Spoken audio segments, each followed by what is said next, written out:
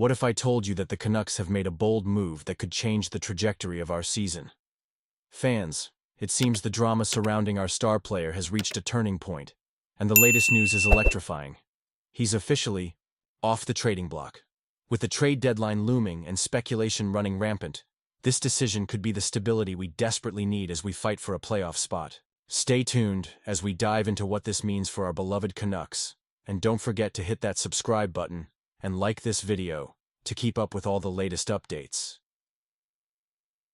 The drama surrounding Elias Pettersson's future in Vancouver is finally taking a turn, and it's a relief for many of us who bleed blue and green.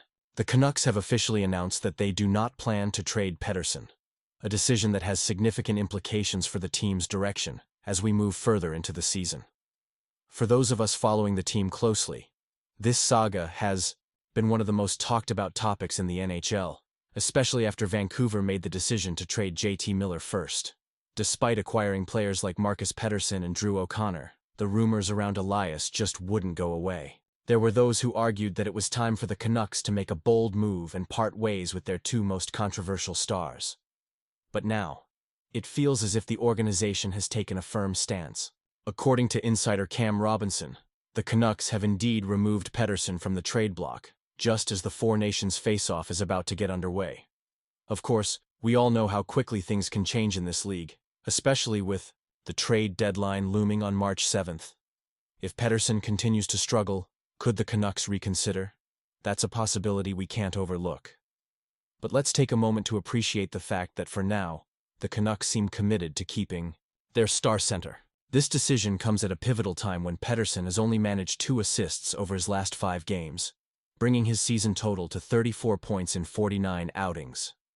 Now, some fans might be feeling a mix of emotions about this situation. On one hand, we all want to see Pettersson thrive. He's shown he has the potential to be a 100-point player. On the other hand, the Canucks are currently clinging to the last wildcard spot in the Western Conference. This precarious position makes stability essential, and having Pettersson in the lineup could be one of the best things for the franchise moving forward. But here's the million-dollar question. Is this the right decision for the Canucks? Honestly, I'm torn. Pettersson is undoubtedly talented, and the front office believes he still has a lot to offer. Still, will sticking with him pay off in the long run? There are valid concerns, especially when you consider how competitive the West is this season. We've seen teams make bold moves in the past, and sometimes they pay off, while other times they lead to regret. The Canucks' commitment to Pettersson signals a belief in his potential to turn things around. As fans, we need to ask ourselves if we trust this front office to navigate these tricky waters. It's a balancing act, keeping the stars we love while also building a team that can contend. And you, what do you think? I want to hear your opinions down below. Are you in favor of keeping Pettersson, or do you think the Canucks should explore other options? This is a critical moment for the franchise, and I can't help but feel that every decision made from here on out will have a lasting impact on our beloved team's future. The Vancouver Canucks have finally started to find their footing, and it's about time. With Quinn Hughes sidelined, many fans were left wondering how this team would cope. But here we are, seeing the Canucks rally and actually perform well, without their star defenseman. It's been a roller coaster of emotions as a fan, and I have to say, I'm pleasantly surprised. In their last 4 games without Hughes, the Canucks have a record of 3-1-0.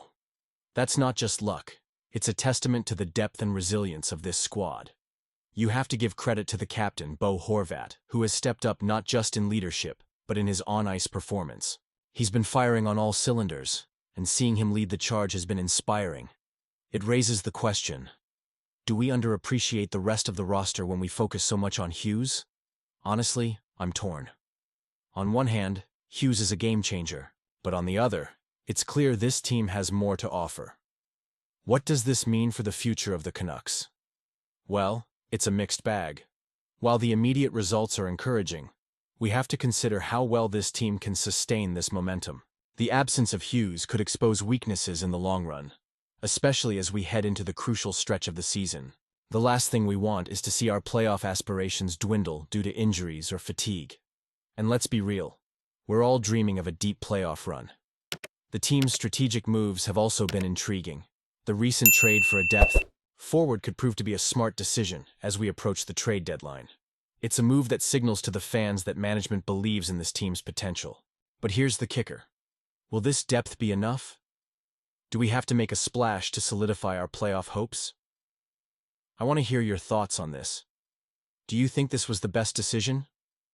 Looking at the standings, the Canucks are in a decent position, but they're not exactly cruising. With teams like the Dallas Stars and Winnipeg Jets breathing down our necks, every game matters. One bad stretch could see us on the outside looking in.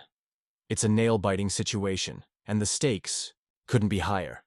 I can't help but feel a mix of hope and anxiety as we navigate through the rest of the season. The chemistry on the ice is palpable, and it's refreshing to see players stepping up in big moments.